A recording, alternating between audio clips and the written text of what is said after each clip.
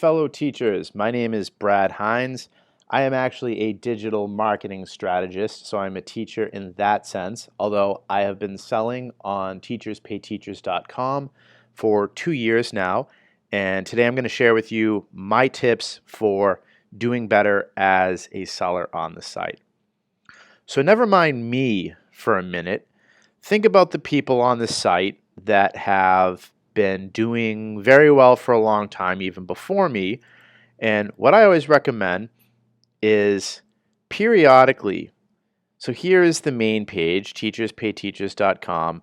Periodically, I like to scroll all the way to the bottom, and then we'll show you this section called Top Selling Members. It lists the top 10, and then eventually you can also open up this link to go to the top 100. I like to go in here from time to time and open up a random person's account and just peruse it.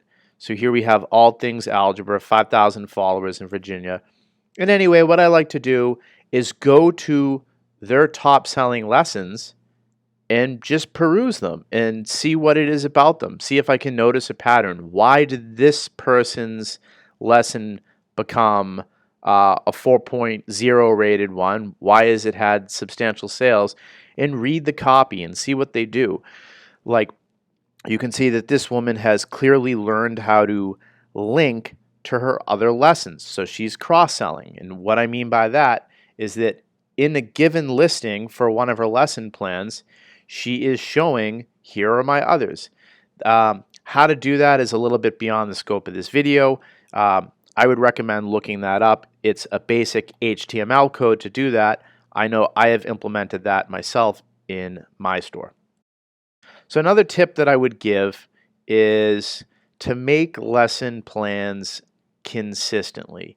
And what I mean by that is not only should you put them out on a regular basis, whatever your goal might be, it'd be different from someone else's, maybe making one a week, or some people do one a day, some people only do one a month. I only did one a month the first several months that I was on the site because that was all I had time for.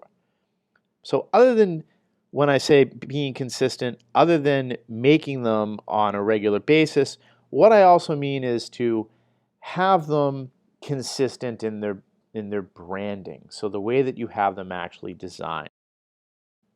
For example, in a particular lesson where you have your store link within that lesson plan, or the graphics that you use. All of these things, you need to have them so that they're a consistent theme. So over time, someone says, hey, there's one of Brad Hines' lesson plans, or whoever you are, and that the buyer has a certain expectation of what that lesson plan is going to look like. So on that same note is discussing branding. I also think that a very important thing is to have good clip art.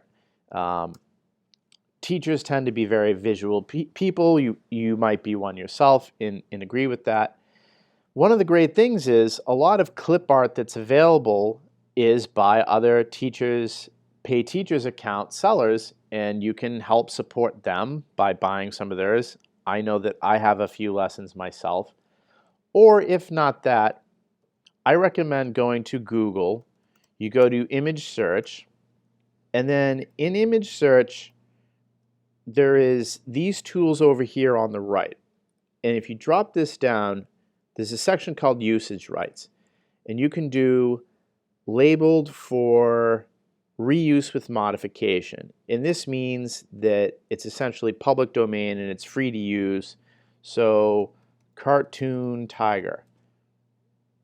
And there it is. These are cartoon tigers that you could use them in a lesson plan, and they're public domain. They're free for you to use. So point being, when you're making lesson plans for Teachers Pay Teachers, visual is everything. Having the graphics tight is everything.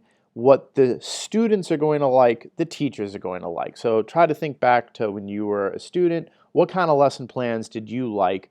Teachers want to buy those for their classrooms as well. They might even want to buy them for themselves just because they think it looks nice. So I want to show you a little bit about promotional tools. So if you go to your dashboard, here's your dashboard in here under My TPT. In your dashboard, you should periodically come in and see what your sales history is. And within that, you can see your views. And I'm just trying to find this here. See your sales and transaction. Oh, pardon me. Product statistics. Because this is what can give you a feel for what's selling and perhaps figuring out why it isn't selling. So I like to go to activity, and this can show you how many times something has been viewed and then how many times it's actually been purchased.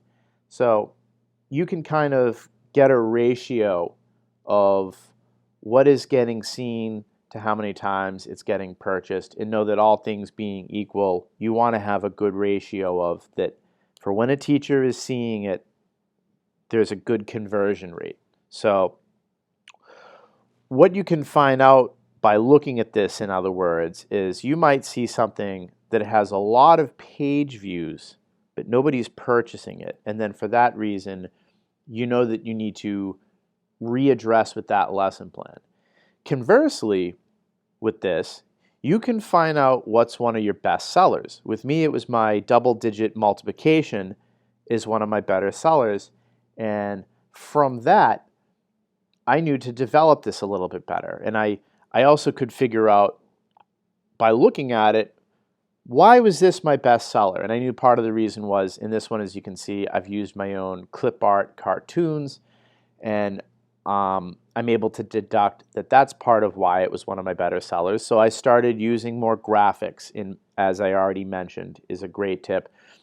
But also I realized this was one of the lesson plans I had made where I had listed the Common Core standard. So that's a very important thing. And the reason for that is oftentimes there'll be a teacher that in a given classroom, they have to teach something of a specific standard for their state's requirements for Common Core.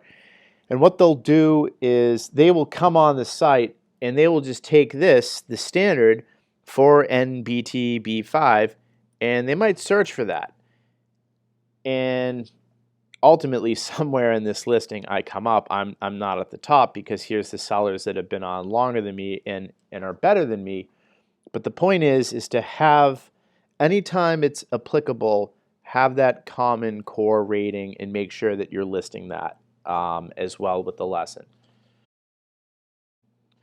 As far as pricing for lessons, this is another thing that you need to be consistent about when I was referring to consistency being of the utmost importance. You will have lessons that you might price one thing high and something else low that isn't consistent relative to how much packaging is in that, how many pages the lesson plan is, what comes with the lesson. While you should play with pricing to figure out how it affects sales, across your site store, you do need to make sure, for the sake of being professional and appearing professional, that your lessons have some kind of consistency in their pricing, being that if a 6-page lesson on a given topic should be, in theory, twice as much money as a 3-page lesson. So that's all the tips that I want to give. If you want to give my video a like and a share, I would appreciate that. And also you can follow me on Teachers Pay Teachers by searching for Brad Hines, and I come right up. Thank you very much, and best of luck selling.